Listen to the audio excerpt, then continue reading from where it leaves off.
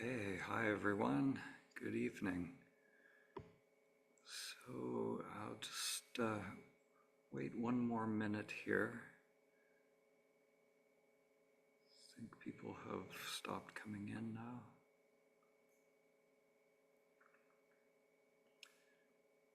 Okay, great. So yeah, tonight we're going to do a full 2 hours of dyads. So we're going to do three 40-minute sessions.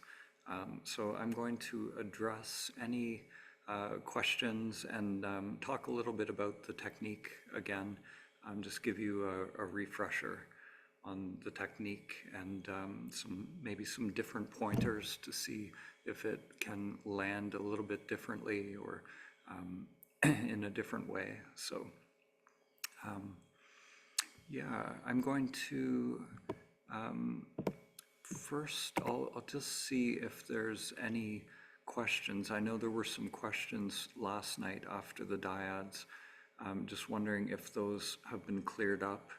I think it was Jesse that had a question and someone else. Yeah, Sarah. Hi, Sarah. Hi, Dan.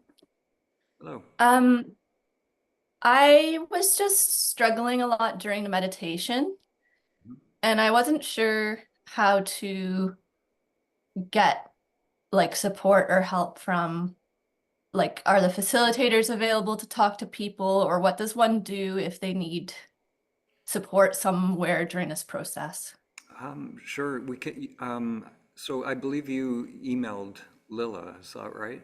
You emailed Yeah, that's the right. contact. Yeah, we got that. So Okay. so we will connect with you, or you can always connect in the group process, or here as we're doing now.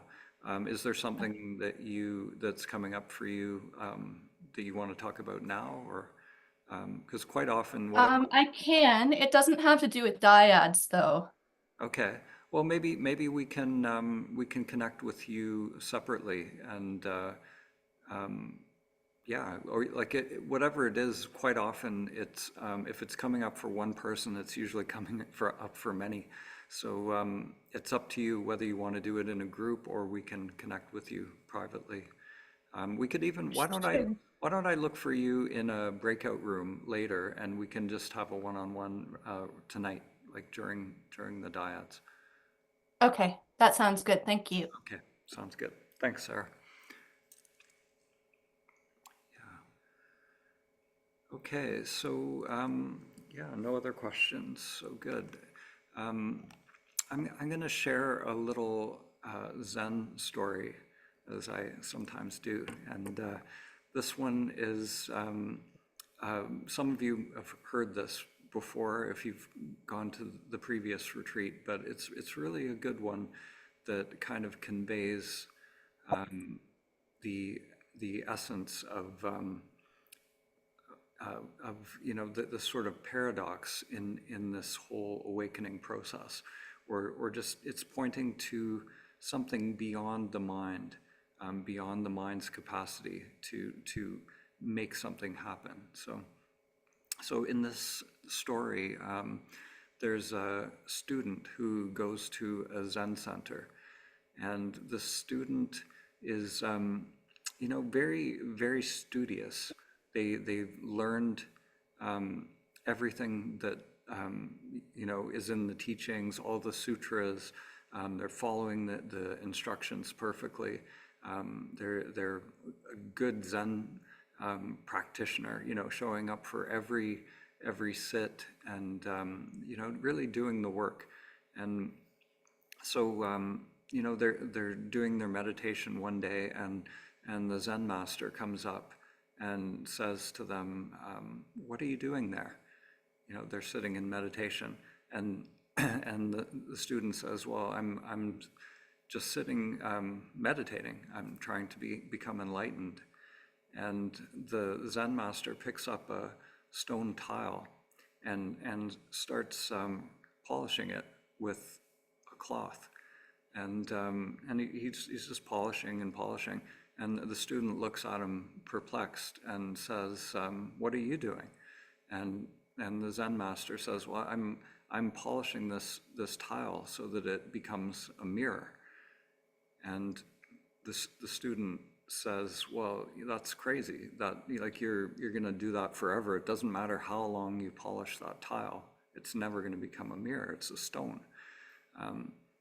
And the Zen master says, and that is what you're doing in your meditation.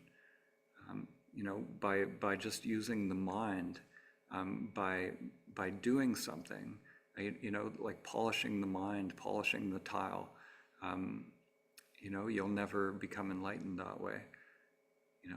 This analogy of polishing the tile is like, just doing something in your meditation, some activity of the mind, but that's the thing that we have to drop.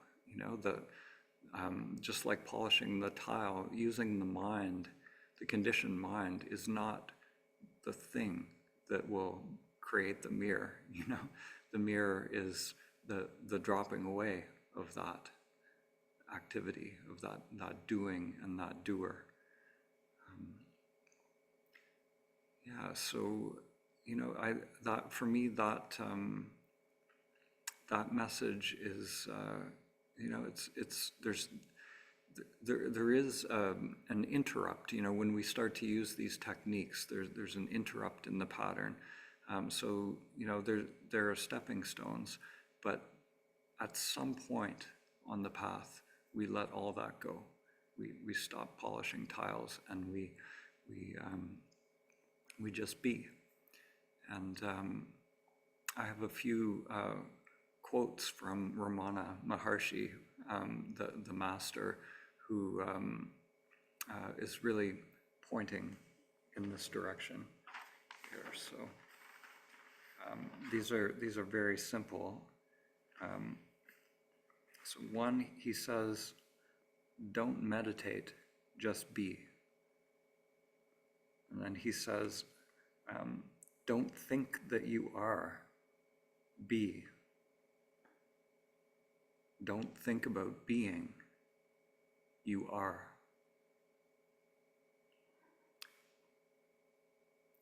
So these are very powerful pointers, very direct.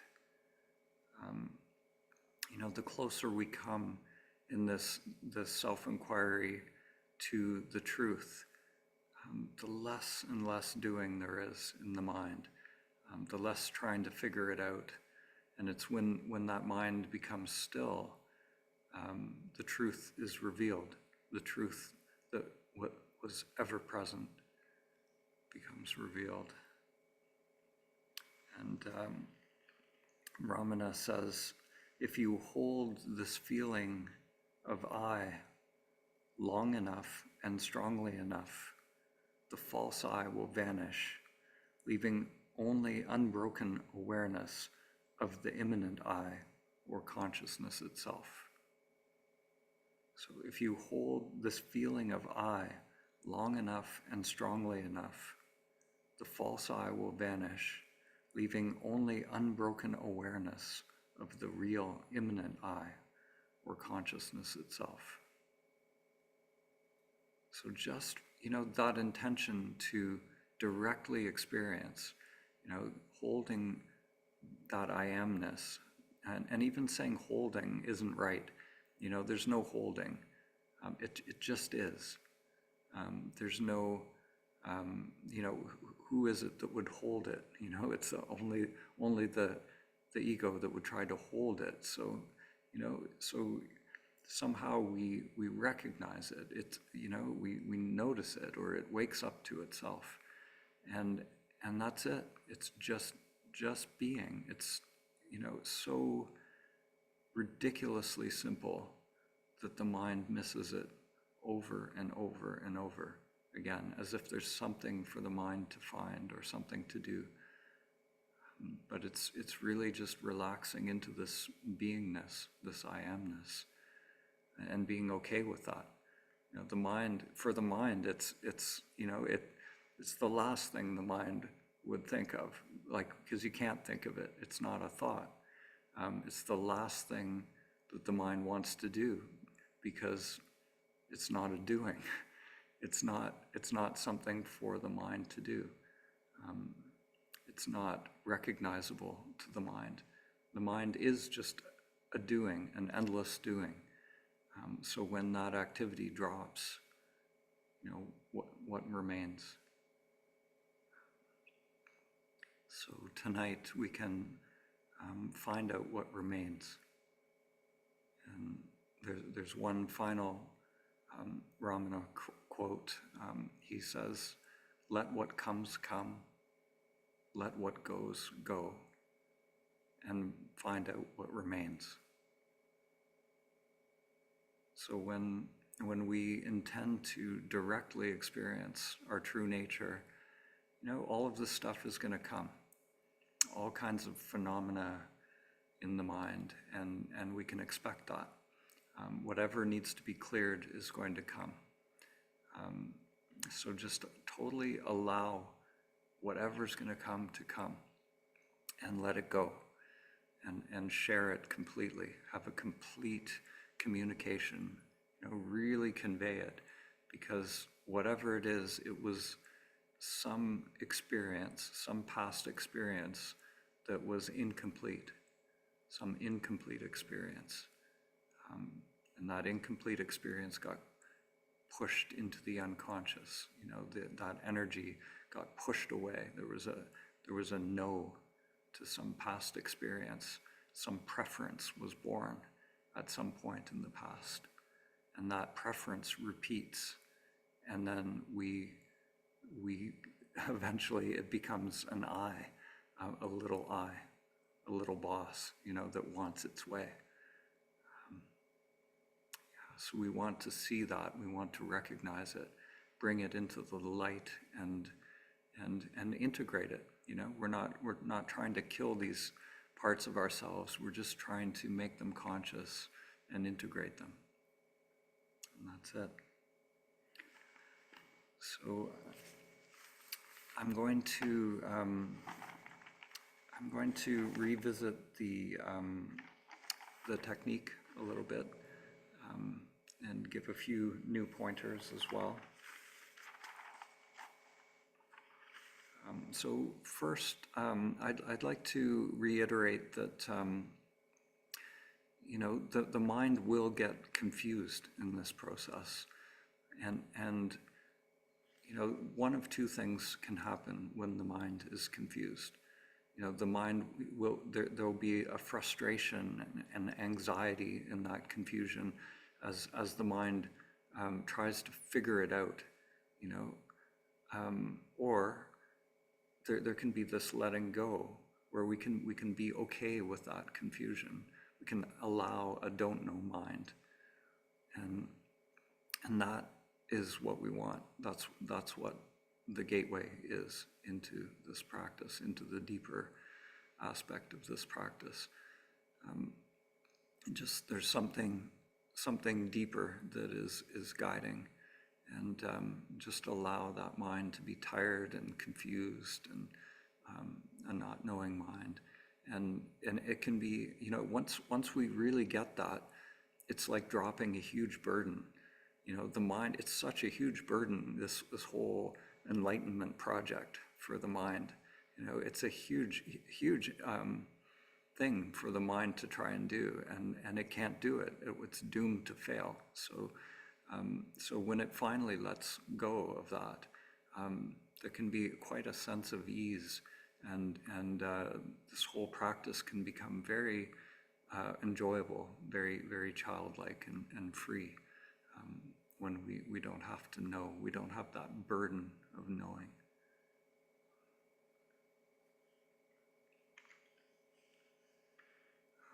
One thing I talked a little bit about in Vipassana today, about being aware of the subtle. There are very, very obvious things that come up in our meditation and in self-inquiry. The really the gross phenomena, but also in this practice, we really do want to attune to the subtle. And the subtle can come in many forms. I talked about sensation today, but it can be, very subtle beliefs. One of the subtle beliefs that I was carrying when I first went to an enlightenment intensive, which is what these dyad intensives are called. In the Charles Berner tradition, they call them enlightenment intensives. And I went in with a lot of beliefs and kind of Buddhist baggage, and one of my beliefs was that I'd read all these sutras about or these teachings, or had listened to teachers who talked about no self. So I had this belief. All these teachers were saying there's really no self. It doesn't really exist. It's an illusion. And so I had a belief around that. I thought, really there's no thing, like I'm just going to come to some kind of empty state, or there's no self. But yet I'm doing self-inquiry, so there's a problem there. I'm going to run into trouble if I'm looking for my true nature or true self, and then I have this deep knowing, in the conditioned mind that there is, I had some idea about emptiness, and it was just a concept, but it was blocking, and it was creating doubt, and keeping me from really intending to directly experience my true nature. So I came face to face with that belief, and my teacher helped me see that it was just my mind, just the conditioned mind. So, these beliefs, there's a saying or a teaching by Ramakrishna, and he says that only two types of people can awaken. The first type of person is someone who is not burdened by intellectual knowledge and knowing. They haven't gone down that road. So they just have sort of a natural beginner's mind. And those people are very rare. You don't meet them very often in our society. And the second type of person is a person who has gone down all those roads of intellectual learning and, going to teachers, reading the sutras, and they've finally come to realize at the end of all of that exploration, they come to realize that they know nothing. When it comes to their true nature, they know nothing. So the don't know mind is the way. It is the way. And what I mean by that is just an open mind, a mind that is open to something absolutely unknown, something absolutely new. Just suspending all of its seeking, so the past experiences, no matter, you may have experienced Kensho, you may have experienced an awakening, but whatever the mind remembers is not it. The mind can't remember samadhi. It's not possible, because samadhi is a direct state, a state of direct union. So it doesn't create, the truth of who you are is not a memory. It can only be experienced in the now, in the moment. So whatever the memory is, whenever we're in a samadhi state, there are experiences, and the mind remembers those experiences, the phenomena around it. So the beautiful bliss or energy or whatever the feelings were, that those leave imprints in the mind, but the mind can't remember the truth. So it has to realize its place in this process.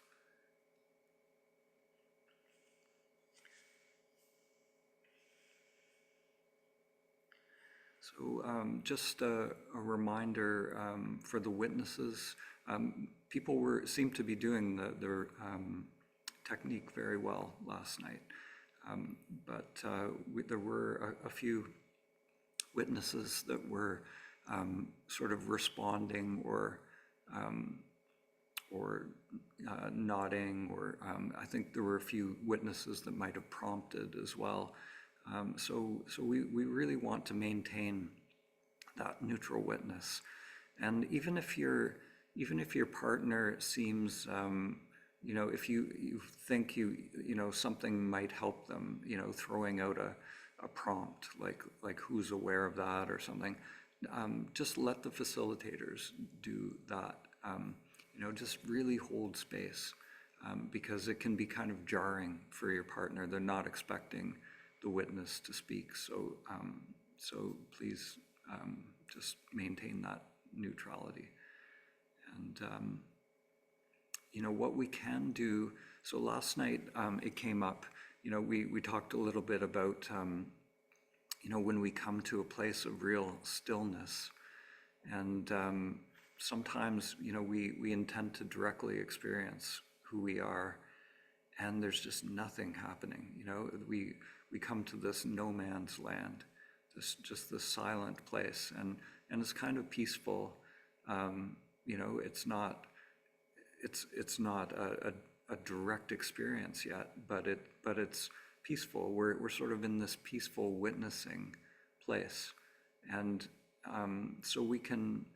Sometimes it feels inauthentic to say something when we're in that space. We feel like, we're just trying to manufacture words. So we're just hanging out in this stillness.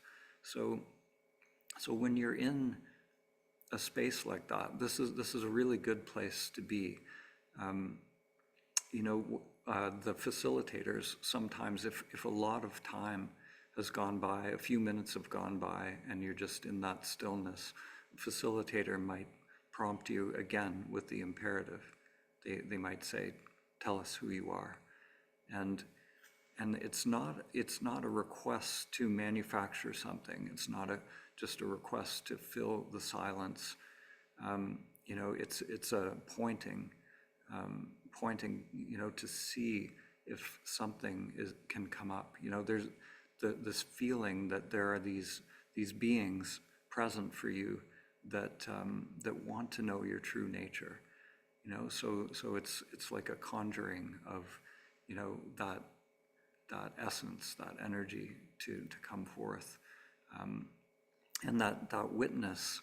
When we come to that silent witness, Ken Wilber refers to the witness as the last holdout of the ego. The witness is the last holdout of the ego. So we want to come to this when we keep bumping up against the witness, we're at that threshold of duality. We have this sense of the witness and what is being witnessed, all this phenomena. So in that space, who is aware? Who is aware of both the witness and the witnessed? So we want to directly experience that one, because the truth of who we are is not just a silent witness. That was my delusion, that I thought there, the no self or anatta was, just this silent, empty space. But it's not that. It's, the non-dual experience is it's not one, not two. It's we can't say what it is, but it's the collapse of that duality.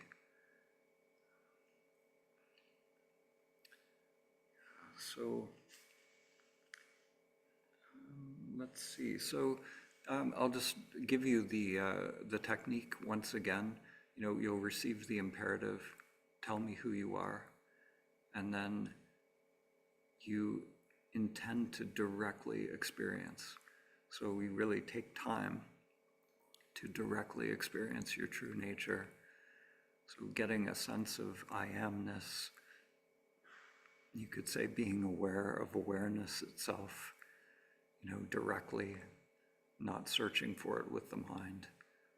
And then once you have a sense of that, or you've done the inquiry, then just observe what comes up within the mind and body as a result of that inquiry, and share it completely, fully with your partner. And once again, it's about 5 minutes. Each turn is about 5 minutes, and we continue for the 40 minutes.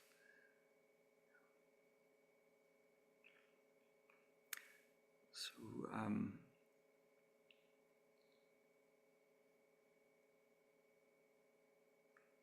okay, I'm just reading, there's a message from Tayama here.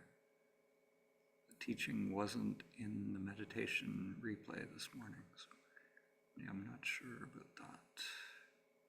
I'll check that out.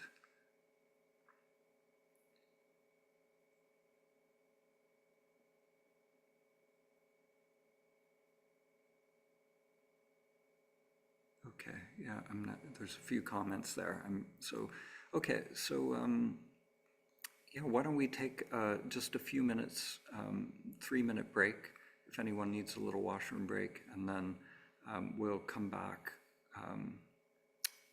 for the diets. Maria, did you have a quick question there? Just very quick, when you said being aware of awareness, so is that yourself being aware, like the wave being aware of the particle? Are you aware of yourself? Yeah, so it's you know, the problem with these instructions is that the words don't really work very well. So there's no thing being aware of some other thing. You know, it's just direct. It's just like waking up, you know, like waking up from a dream. So when you wake up from a dream, you just wake up, you know, so you're not you know, that you're not watching yourself wake up. There's no split. You're aware that there was a dream, but now there's just this sense that, oh, I'm awake, I'm here, I am, you know, I am here, I am awake. So it's more like that. So it's not. So if you're feeling the awareness, then who's doing the reporting? That could also be another part of the program. Yeah, well, so the mind is always dividing, always splitting. So when we awaken, it's that division drops away. You know, the unconscious part, the part that's hidden, becomes just available. So the energy, all of it, is just the one mind. It's just one mind. So it's not that there's no mind, you know, when we awaken. It's all the one mind. It's all the play of the one mind. It's just no longer, the sense of I is no longer this limited part of the mind, this little limited self. Yeah. So it's yeah.